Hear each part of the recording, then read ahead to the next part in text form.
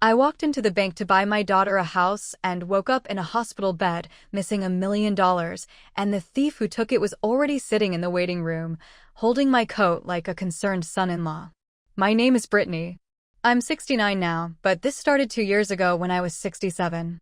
For 4 decades, I earned my living with needles, thimbles, and patience, sewing soft animals for children, rabbits with button eyes, elephants with tiny felt hearts, bears that smelled faintly of lavender because I tucked sachets into their bellies. I sold them at church fairs, farmers markets, and later, online. I never called it a business. It was just my hands and a sewing machine I tuned myself, the way some people tune pianos. I saved every spare dollar. That was my quiet miracle. No cruises. No big televisions. I packed my lunch and mended my own socks. Over years, nickels turned to hundreds, then thousands, then one day I realized it was $1 million. Not all in one pile: CDs, a money market, a high-yield savings account under my name. Nothing fancy. Nothing risky. Just stitched patience. My daughter, Nora, married young. She's my soft place. She wanted a home with a porch deep enough for rainstorms and a kitchen sunny enough for houseplants. I decided I'd buy it for her, outright, my way of cutting one large ribbon after a lifetime of small threads. I made an appointment at the bank to get a cashier's check for the listing we found. White clapboard, rose bushes, a lemon tree stubborn enough to bloom in a city that didn't deserve it. I wore my good cardigan with the mother-of-pearl buttons and brought my blue folder full of statements and certificates. My son-in-law, Brandon, insisted he should drive me, just to make sure nothing gets mixed up. He sells software and speaks to people like he's guiding them through an app they didn't ask for. He called the house a smart investment vehicle and asked about tax optimization so many times I started to hate the word optimize. The banker smiled, asked for identification, and clicked politely through screens. I relaxed. You know that sound a bank makes: soft printers, air conditioning, a pen on a chain. And then she stopped clicking. Her face drained of color in a way that made the fluorescent lights feel colder. "Mrs. Keene," she said, careful with every syllable, "the balance on the account you specified is, well, it's negligible." Negligible is a thin word for a large disaster. "That can't be right," I said. "Please check the money market and the CDs. Check the linked account I opened before we had online banking. All of it is in my folder." I tapped the blue spine. Paper doesn't lie. She checked. She checked again. She called a supervisor. They opened more screens I wasn't allowed to see. The supervisor asked if I had recently authorized a consolidation and transfer to an external business account, Brightnest LLC. "I don't have an LLC," I said. My voice sounded like it belonged to the woman behind me. "It's been in place for years," the supervisor said gently. "The durable power of attorney on file shows." I didn't hear the rest. The bank chair tipped as if it had decided to be a boat. I remember the ceiling tiles arranging themselves into a checkerboard and the pen on the chain swinging like a pendulum. When I woke up, bright lights and a curtain. Hospital. And 4 taped to my paper-thin skin. Nora's hand on my wrist, her face blurred by tears. Brandon standing behind her, phone face down for once, eyes wide with performance concern. "Mom," Nora whispered. "You fainted." "I didn't faint," I said. "I found out I'm broke." Nora's mouth trembled. Brandon cleared his throat in the tone that belongs to men who think technical jargon is a blanket. "Brittany, this is probably just an administrative snafu. Online banking consolidations can look messy until the ledger settles. I'll talk to." "Be quiet," I said, quietly enough that he obeyed.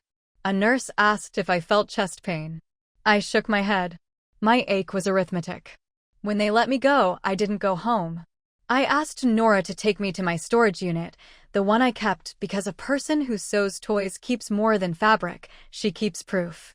Inside a plastic bin labeled bank, I had deposit slips from the paper statement era, CD certificates, and a stack of letters on linen paper with the bank seal. I carried the bin into Nora's car like it was a newborn. At Nora's dining table, I spread the papers in neat rows. Brandon hovered. "I can get my friend from compliance on the phone," he said. "We'll straighten." "I don't need your friend," I said. "I need the truth." That night, I read until my eyes burned. Early CDs in my name alone. Later, a money market account with me as primary and a linked external account handwritten on the authorization form. The signature next to mine looked like mine, but I recognized the difference the way I can tell a straight stitch from a backstitch by touch alone. My B has a long loop. This one had a mean little ear. I found the durable power of attorney tucked into a bank folder. My name spelled correctly, my address right, the notary seal real. But the witness signature? That was Brandon's college friend, a man I had met once at a barbecue where the burgers were undercooked and the conversation was thinner than the buns. The POA named Brandon as agent for convenience during online transitions. Date: 20 years ago. My million hadn't vanished in a day. It had been siphoned, rolled, optimized, redirected in a slow leak that took 2 decades to puddle in someone else's pocket. That's the evil of white-collar theft. It doesn't clang. It whispers. I called the branch manager the next morning and asked one pointed question. Who, exactly, has been receiving paper statements for my accounts? He put me on hold too long. When he returned, he said the mailing address had changed 19 years earlier to a box at a co-working suite downtown. The forwarding never reverted. Brandon was in Nora's kitchen making his version of coffee, so complicated it tasted like a dare. I watched him stir almond milk into a mug that said "World's Best Dad," and I saw him clearly for the first time. The boyish grin, the impeccable watch, the way he always seated himself at the head of someone else's table without asking. "I'm hiring a lawyer," I said. Nora pressed her fingers to her lips. "Mom, do we have to?" "Maybe we can. Sort it out as a family." "We will," I said. "In court." Brandon's smile curled. "Litigation is expensive, Brittany. And stressful. And public. So is theft," I said, and here we are. That afternoon I called Ruth Sarah, a friend of a friend who once helped me fix a problem with a supplier. She's small, sharp, and speaks in polite knives. She took one look at the photocopied POA and said, "Your son-in-law forged your hand. We'll need a forensic document examiner, subpoenas for the bank's BA file, and a temporary restraining order to freeze assets linked to Bright Nest LLC. Do you want to do this?" "It won't be easy." I looked at my hands. Old, sure, but steady. These hands had sewn thousands of seams. They could stitch one more. "I want my money back," I said. "And I want my daughter to see what love doesn't wear." We filed the complaint 3 days later. Fraud, conversion, unjust enrichment, civil theft, constructive trust. We named Brandon personally and Bright Nest LLC as a relief defendant. We asked for an emergency freeze. The judge signed the order late on a Friday, the kind of ink that changes weekends. Saturday, Brandon knocked on my apartment door with flowers like he was auditioning for the role of penitent. "This will destroy Nora," he said. "Do you really want to be the grandmother who made Thanksgiving awkward?" "Thanksgiving was awkward the first time you called my savings an untapped asset," I said. "And anyway, this isn't my doing. It's yours." "You can't prove anything," he said, but his voice had lost its tech demo confidence. "The bank put me on the accounts years ago because you asked me to handle online stuff." Memory is funny at your age. I smiled like you do when a child lies about a cookie. "I am a seamstress," I said. "I recognize my own signature the way I recognize my own stitches. And you're about to meet a woman who has made a career out of that recognition. Her name is Dr. Imani Rahi. She will testify to ink, pressure, and intent. She will make a jury see the way my looped BS always kissed the line and yours never once did." He set the flowers on the hall table and left without another word. On Monday, the bank's legal department produced copies of the statements, the change of address forms, the POA, and something else we hadn't expected, a relationship manager's note. From 19 years ago, documenting a walk-in conversation between Brandon and a junior banker about consolidation for a senior family member who doesn't understand the internet. The banker had written one sentence that became our first bright thread: "Client not present. Advised to return with client." He never did. "People think fraud is a single event," Ruth said when we reviewed the note. "But long con is a verb." He kept doing it because no one stopped him. I didn't sleep much that week. I kept seeing Nora's face, confused, embarrassed, torn in half. Brandon moved into the guest room. They stopped pretending to be gentle in whispers. Twice I heard Nora cry in the bathroom. Once I heard Brandon say, "It was her money, not yours. She's not even dying. She can rebuild." $1 million is not a sweater you unravel and knit again. The first hearing was for the injunction. The courtroom smelled like wood polish and fear. Brandon came with a lawyer who wore a tie like a weapon. He argued that my claims were family misunderstandings over informal arrangements, and that I had benefited from Brandon's sophisticated financial stewardship. Ruth stood. "The only thing my client benefited from," she said, voice even, "was the fantasy that family protects. We will show forgery, we will show concealment, and we will show that Bright Nest purchased 3 rental properties, 2 vehicles, and a stake in a co-working franchise with the proceeds of Ms. Keene's savings. We ask that the court freeze those assets under constructive trust pending trial." The judge, a tidy woman with a tinier smile, looked at Brandon. "Mr. Hart," she said, "is there a reason your wife's mother's bank statements were mailed to a box associated with your business?" "Tight mailroom at our building," he said smoothly. "We centralized." "Centralized," the judge repeated, as if she were tasting something and couldn't quite decide if it was sweet or spoiled. "Motion to freeze is granted." Afterward, Nora found me in the hallway and gripped my hands. "Mom," she whispered. "Did he really?" "Yes, honey," I said. But believing doesn't have to be the same as choosing. 2 days later, I got a voicemail from a man who did home inspections. "Ms. Keene, I think we met once at a fair. Listen, I heard the name Bright Nest, and I thought you should know Brandon hired me last year to inspect a 4-plex on Willow. He said he'd found a way to buy, without liquidity events by leveraging, a senior's idle cash. It spooked me. I kept my notes. When I hung up, I pressed my hand flat on the table until the old wood cooled my palm. I remembered the lemon tree. I remembered fainting at the bank.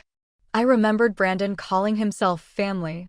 The quiet part of me, the part that sews in straight lines even when my heart is messy, sat up. 20 years. He'd fed on my patience for 20 years. Now I would feed my patience with his paperwork. I bought a fresh notebook and wrote 3 words on the first page: Stitch. By Stitch. If you've ever mended a child's favorite toy at midnight, you know the stitch you use matters. Too loose, the seam pops. Too tight, the fabric puckers. The courtroom is the same. You don't yank. You don't show off. You place your thread and pull until the truth lies flat. Ruth's team did what families often refuse to do. They looked without flinching. Subpoenas. Depositions. Forensic accounting. Dr. Rahi blew up my signatures on a screen until the loop of a capital B felt like a moon. She pointed to my pen pressure, steady, graying, patient, and then to the blunt haste of a forger trying to be me. She mapped slant angles. She traced entry strokes. She taught the court how to read me the way I read cloth. The bank's junior employee, now a middle manager with streaks of gray that matched my cardigan, took the stand and swallowed hard. He came alone, he said. I told him the client had to appear in person to add an agent to a non-business account. He said she was technologically fragile and that it would be cruel to make her come in. He left with forms. A week later, the POA appeared in our internal mail. "Did you witness the signature?" Ruth asked. "No. Did anyone at your branch witness the signature?" He stared down at his folded hands. "Not to my knowledge." Brandon's lawyer objected on everything short of gravity. Overruled, overruled, overruled. I watched Brandon's jaw tighten every time the judge said the word. Meanwhile, our forensic accountant, a soft-spoken woman named Lena with a mind like a ledger, followed the money through Bright Nest's books. Over 19 years, dozens of transfers, always just under certain review thresholds, always accompanied by memo lines like rebalance or online migration, always after a login from Brandon's home IP. She found the rental properties on Willow, Halsey, and Snow, titles held by Bright Nest, down payments wired from my accounts. She found a luxury SUV bought 5 years ago for business travel, registered to Brandon's firm, but garaged at his house. She found a half-interest in a co-working franchise that cheerfully listed Brandon as local owner on its website until the injunction made them quietly unlist him. Ruth asked for a bench meeting and came back with fire in her eyes. The judge just gave us leave to add punitive damages if we prove malice, she said. And constructive trust on the properties looks solid. Brandon tried a different angle. Charm. He cornered me by the elevators one afternoon with a smile he must have practiced in reflective surfaces. Brittany, he said, you know I respect what you did with those toys. Your craft is inspiring. Let's be sensible. Settle. I'll cut you a check for $100,000 as a gesture. We call it a misunderstanding and go home in time for dinner. I thought about all the tiny felt hearts I had sewn into animals for children who were scared of the dark. There's a difference, I said, between a gesture and justice. His face went still. You won't get what you want, he said. Judges hate family drama. Judges hate theft, I said. The rest is just seasoning. Not everything was tidy. Nora tried to stay neutral at first, then tilted toward Brandon, then back toward me, as if grief had set her on a seesaw she couldn't stop. He says you did ask him to handle things years ago, she said one night on my couch, twisting a tissue into a thin rope. He says you were grateful. I asked him to show me how to pay a bill on a website, I said. I did not ask him to steal my future. But we were happy for so long, she whispered, and I realized that the saddest word in that sentence was were. Trial day arrived with rain. I brought my blue folder like a talisman and wore the cardigan with the mother-of-pearl buttons because armor can be soft and still be armor. The gallery was fuller than I liked. Money draws spectators the way sugared fruit draws ants. The judge looked like she'd slept well. Brandon's lawyer looked like he hadn't. Ruth opened with a simple sentence.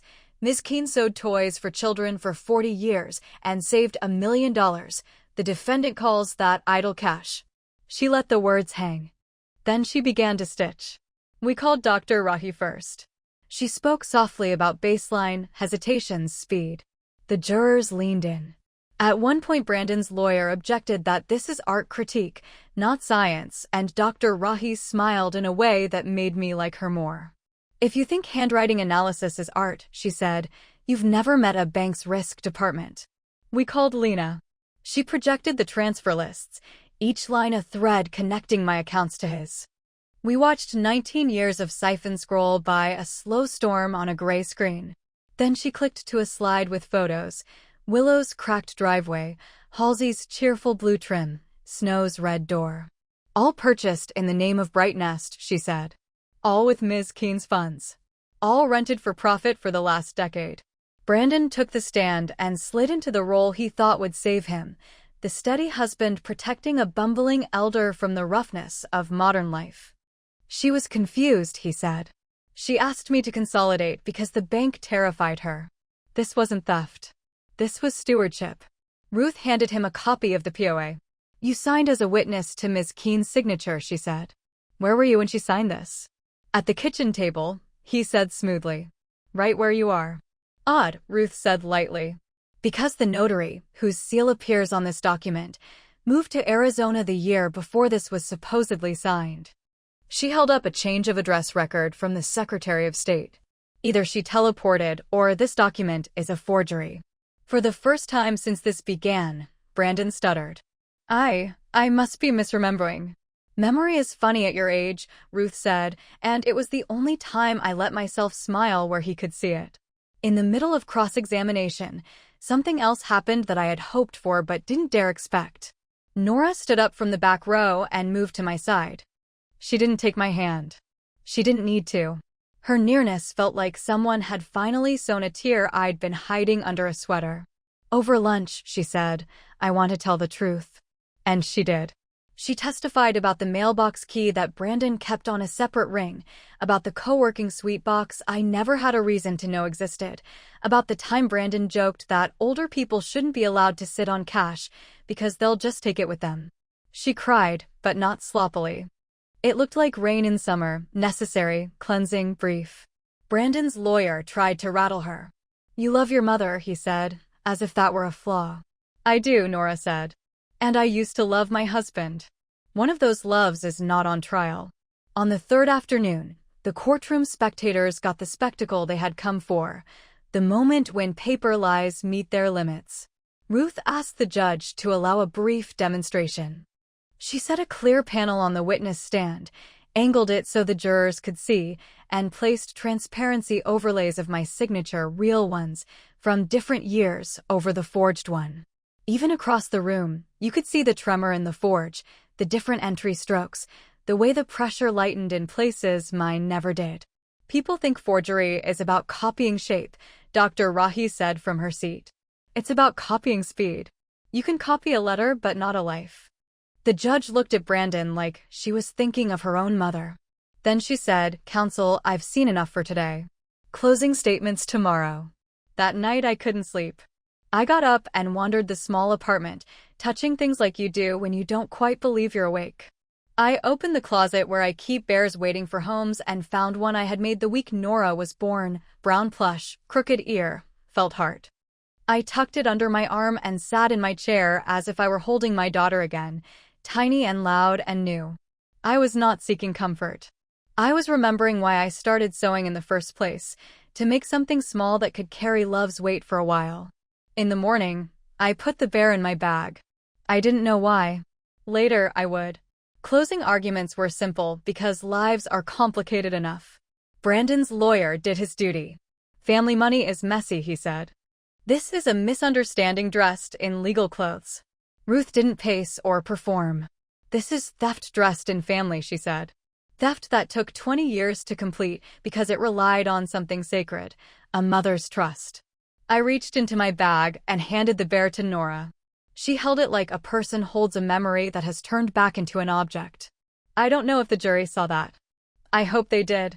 The judge recessed. The jury filed out. We waited. You can measure some weights by clock hands. Others you measure by your breath. When the jury returned, I didn't look at them. I looked at my hands, the hands that paid bills, cradled grandchildren, stitched eyes onto animals that were never truly blind. The foreperson stood. The room did that thing rooms do when they're about to change shape. It got very quiet and very bright. On the claim of fraud, he said, we fined for the plaintiff. My chest didn't heave. It settled, like fabric when the tension is right.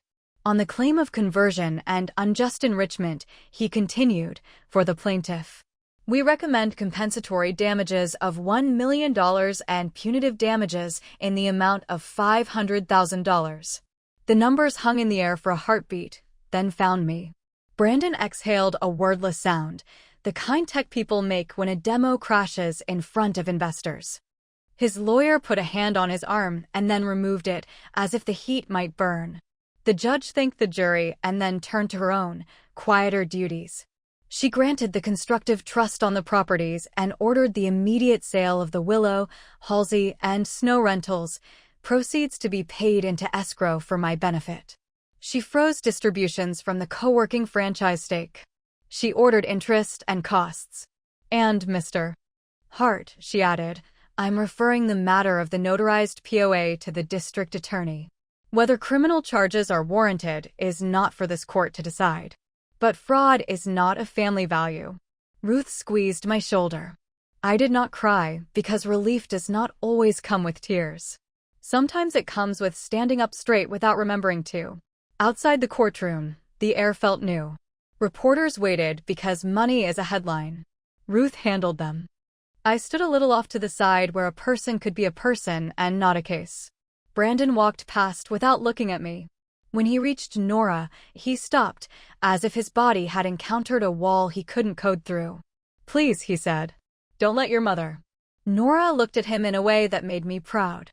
Not cruelly, not theatrically. Just clearly. My mother didn't do this, she said.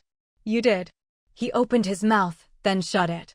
When someone learns the limits of his performance, you can hear the quiet all the way inside yourself. The civil part isn't the end of a story. It's the seam you stitch so the rest doesn't come apart. Sales take time. Escrow takes time. Checks take time. But the freeze meant Brandon's life got smaller quickly. The SUV sat in his driveway like a monument to something that wasn't his. The co-working franchise stopped listing him. The rentals went on the market and sold to people who would, I hope, treat tenants like neighbors instead of spreadsheets. Nora filed for divorce a week after the verdict. She did it alone. I offered to go with her. She said she needed to walk that hallway on her own legs. Courage looks different on everyone. On my daughter, it looked like lipstick she hadn't worn in years and a small, steady smile that said I learned. The first wire hit my account on a Thursday morning, the restitution, the damages, the interest, reduced by fees that felt like the world's way of charging for justice by the hour.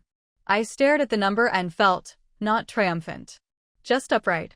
That afternoon, I drove to see a house, white clapboard, a porch deep enough for rainstorms, rose bushes, and a lemon tree that had held on through winters so mean I'd started to doubt its stubbornness was wisdom. The for sale sign still wore its hopeful red banner. The realtor did not know my story.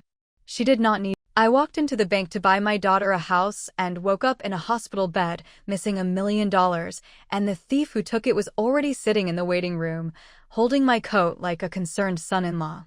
My name is Brittany. I'm 69 now, but this started 2 years ago when I was 67. For 4 decades, I earned my living with needles, thimbles, and patience, sewing soft animals for children, rabbits with button eyes, elephants with tiny felt hearts, bears that smelled faintly of lavender because I tucked sachets into their bellies. I sold them at church fairs, farmers markets, and later, online. I never called it a business. It was just my hands and a sewing machine I tuned myself, the way some people tune pianos. I saved every spare dollar. That was my quiet miracle. No cruises. No big televisions. I packed my lunch and mended my own socks. Over years, nickels turned to hundreds, then thousands, then one day I realized it was $1 million.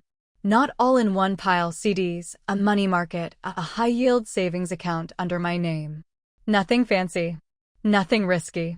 Just stitched patience. My daughter, Nora, married young. She's my soft place. She wanted a home with a porch deep enough for rainstorms and a kitchen sunny enough for houseplants.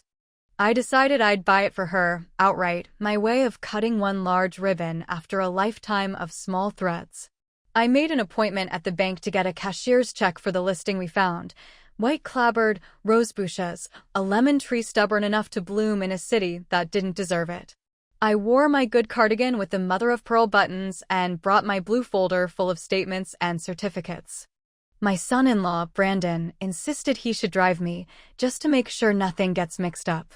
He sells software and speaks to people like he's guiding them through an app they didn't ask for.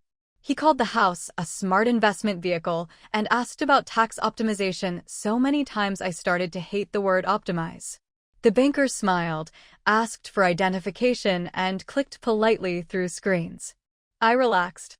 You know that sound a bank makes: soft printers, air conditioning, a pen on a chain. And then she stopped clicking.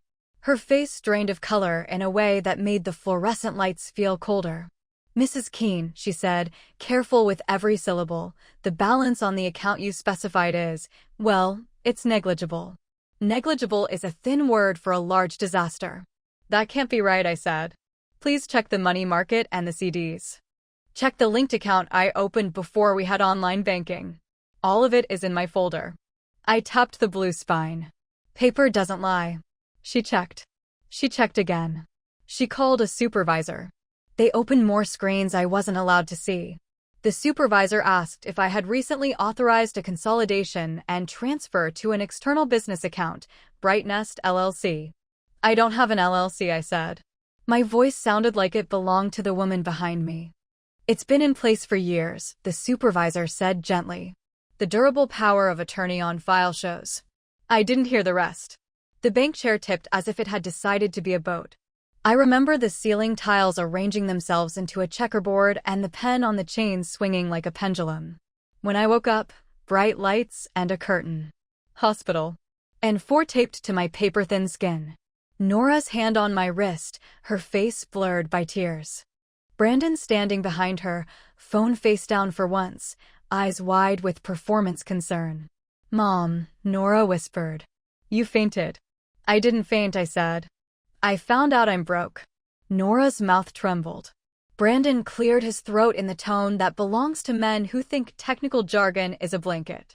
"Brittany, this is probably just an administrative snafu.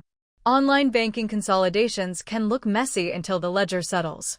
I'll talk to." "Be quiet," I said, quietly enough that he obeyed.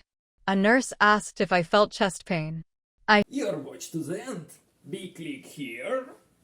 You will hear another story from my grandma.